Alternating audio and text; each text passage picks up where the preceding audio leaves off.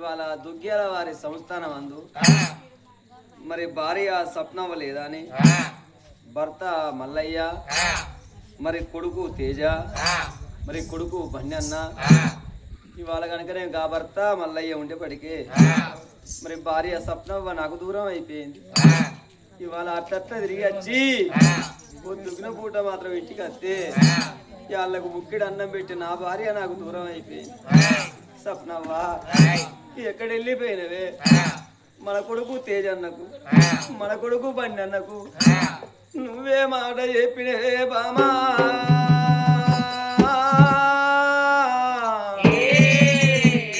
నీ ముద్దు మాటలు ముత్యాల మూటలు నీ బంగారి ముఖం మాకెట్లా కళ్ళబడుతుందే ఓ భార్య స్వప్నవ్వా.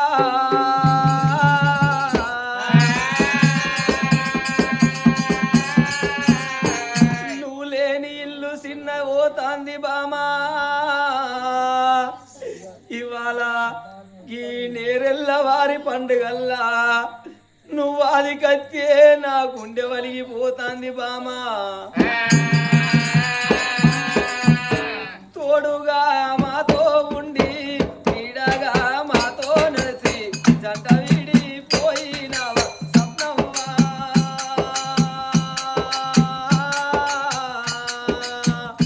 నీ జ్ఞాపకాలు మరవాలేమే స్వప్నవ్వా. నిన్ను మేము మరవాలేమే స్వప్నవ్వా.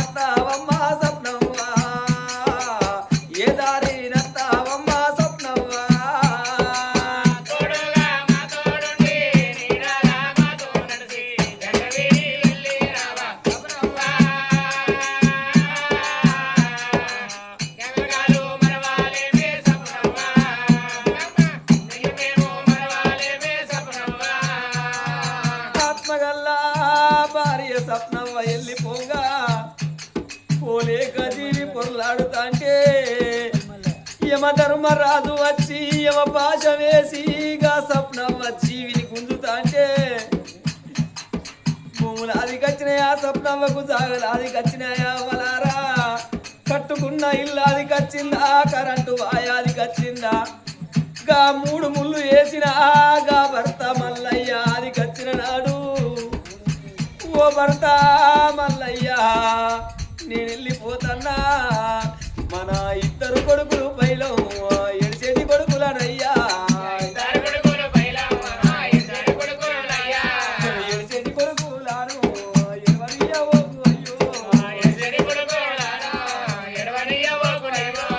ఓ భర్త మల్లయ్య నేను వెళ్ళిపోతన్నా. మనం అనుకున్న ఇద్దరు కొడుకులు అయ్యా. మన కొడుకు తేజన్న మన కొడుకు బండయ్యా. మనం ఇద్దరు కొడుకులు పుట్టినాడు మనకేంది మహారాజము. మనకిద్దరు కొడుకులని సంబరపడ్డావు గాని మన సంబరం అంతా సౌలల్లా కలిసిపోతున్నదయ్యా. కొరి కొడుకా తేజన్న ఓ కొడుకా బండయ్యా.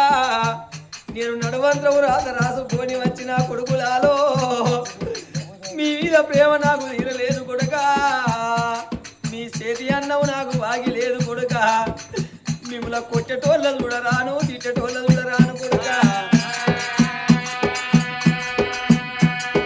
కొరి కొడుక తేజన్న కొరి కొడుక బన్నయ్య మీరు బడికి వేయిన కాడ కొడుకులాలా ఎవరన్నా మిమ్మల్ని కొట్టడానికి శైలి వచ్చేది ఉంటే కొట్టిన వాళ్ళ మళ్ళ కొట్ట ఓగురి కొడుక తిట్టిన వాళ్ళ మళ్ళ తిట్ట ఓగురి కొడుక ఓయలారను కొట్ట కుర్రి మగు అవ్వలేదు అని 2 చేతులు ఎత్తి దండం పెట్టు కొడుకులాలా